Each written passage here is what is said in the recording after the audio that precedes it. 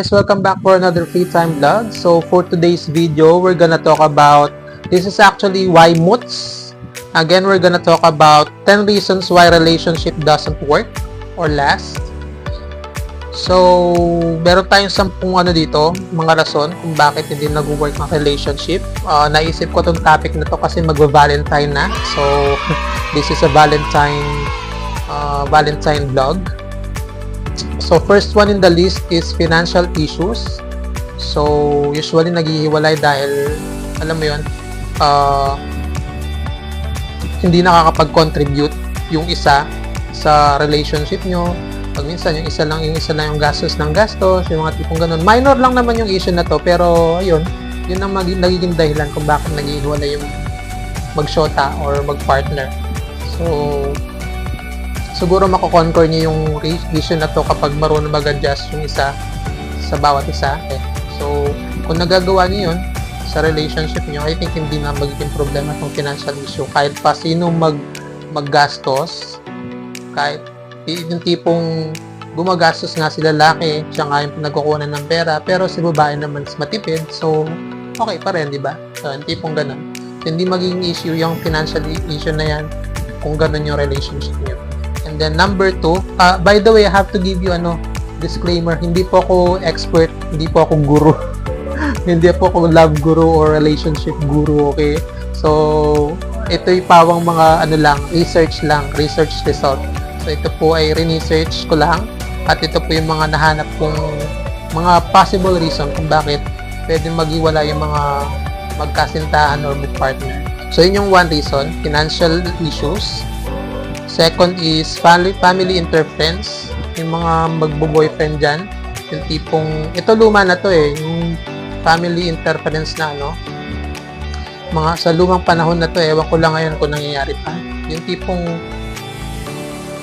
sinusukat ng parents yung partner mo, yung yung boyfriend mo or girlfriend mo na alam mo yun, hindi sila ganun kataas sa lipunan, hindi sila ganun yung status nila sa buhay, hindi ganun kaganda, yung mga tipong ganun. So, hence, ang pumipili yung parents para sa'yo. Ayaw namin yan, gusto namin si ganito, ayaw namin yan, gusto namin si ganyan.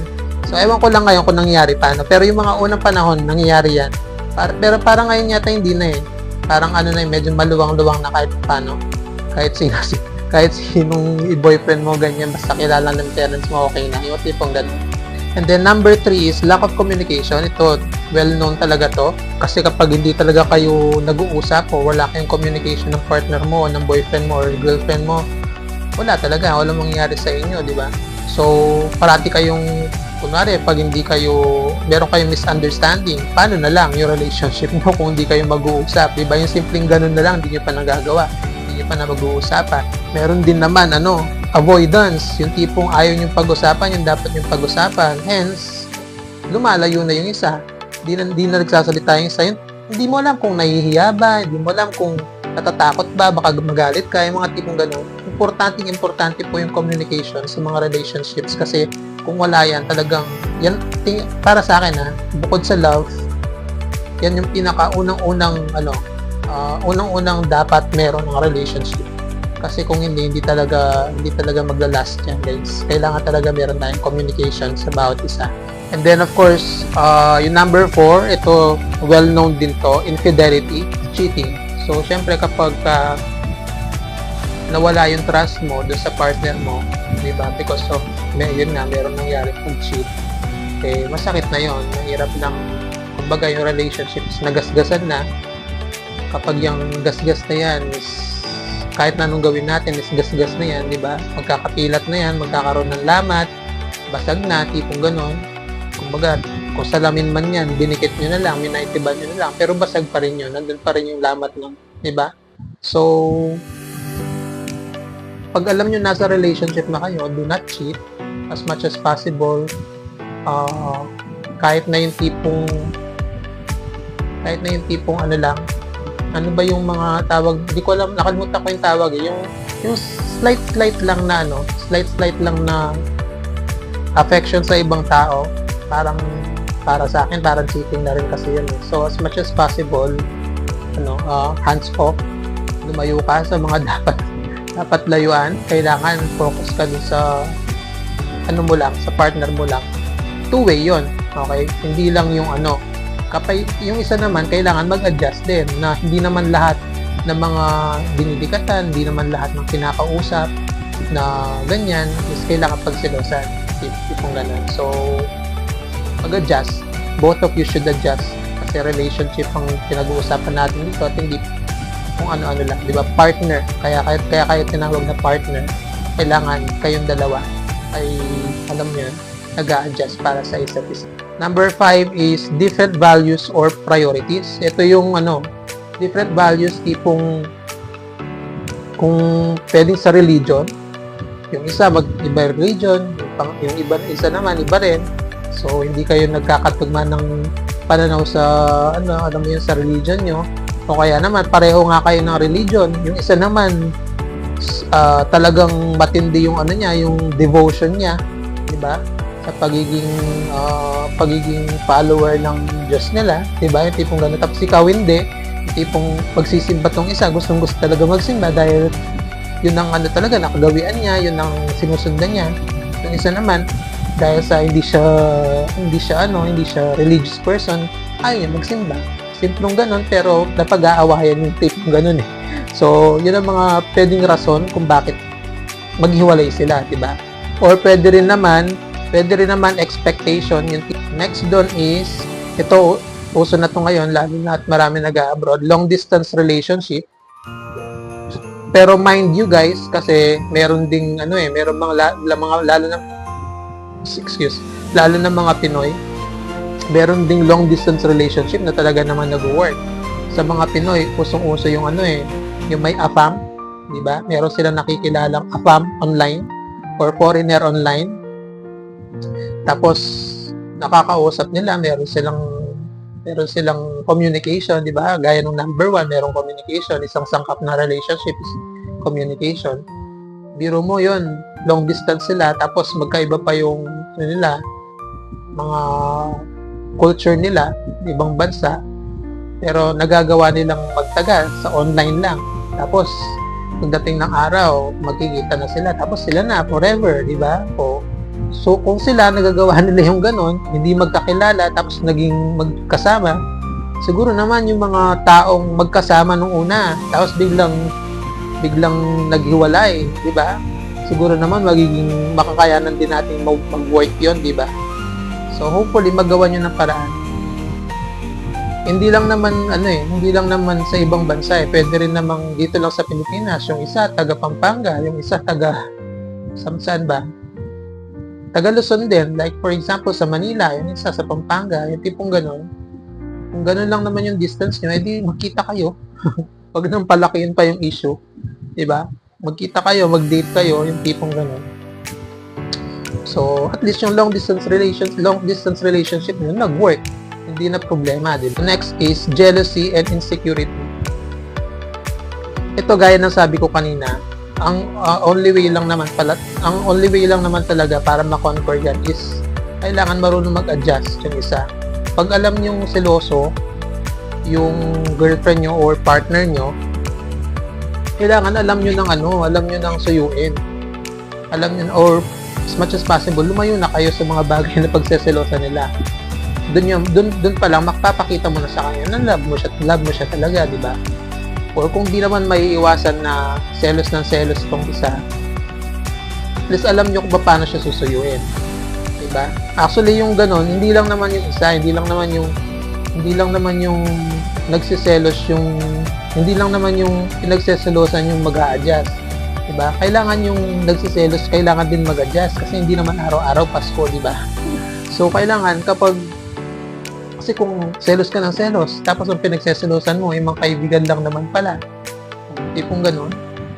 Kaya naman, sabihin mo sa partner mo, parati mo kasama yung mga kaibigan mo. Ba't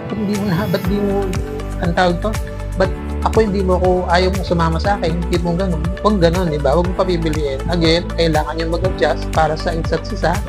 Kung hindi kayo mag-adjust, walang mangyayari. Talaga maghihiwalay kayo, magiging rason talaga yan para maghiwalay kayo as partner, di ba? Ang meron pa dito is insecurity. Yung insecurity naman, madali lang. Again, doon pa rin sa pag-a-adjust, marunong ka lang dapat sumuyo. Kapag kunwari, ang sinabi ng partner mo is, sino yung kausap mo, ang ganda-ganda, security na yon. Ibig sabihin, nasabi niya na maganda siya, parang sa sarili niya, hindi siya maganda, parang ganun. Gagawin lang naman ng partner mo nun is, pag sinabi niyang ang ganda-ganda niya, maganda ka rin naman, love pa nga kita eh. Yung mga tipong ganun, simpleng joke lang, simpleng banat lang, pero alam mo yun, gumagaan yung mood, imbis na mapunta dun sa jealousy, gumagaan yung mood ng partner mo, nagiging okay kayo. O, di ba?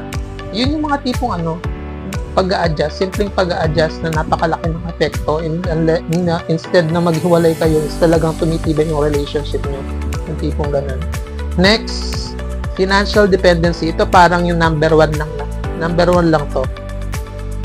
So, kung yung isa, talagang siya yung provider, wala naman tayo magagawa doon. Ang pwede lang gawin ng partner mo na walang maibigay is magtipid. Hindi kung gano'n, huwag masyadong magastos, di ba? Baga, nag-a-adjust ka para dun sa partner mo. Hindi yung pwedeng bigay ng pera sa'yo. Tapos, ikaw naman, waldas ka ng waldas. Eh, baka mamaya, maghinanakit naman yung partner mo na bigay ng pera. Gastos ka ng gastos, tipong gano'n, di ba? So, mag-adjust ka. Kailangan magtipid ka. Pakita mo sa kanya hindi naman talaga yung pera yung yung kailangan mo yung partner mo, di ba? So, ayun. Ulitin ko lang disclaimer hindi po ako eksperto or guru, lalo na hindi rin ganun katiba yung experience ko. So, wag niyo akong wag niyo akong bawian na kung ano-ano sa comment.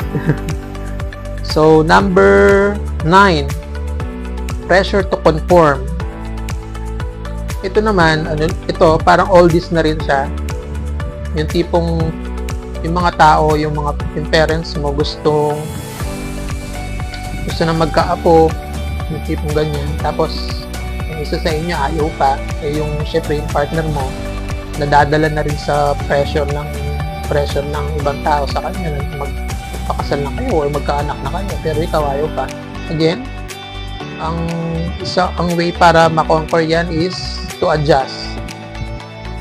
Hindi ko sinasabing adjust na sige mag-anak na tayo, hindi ganoon.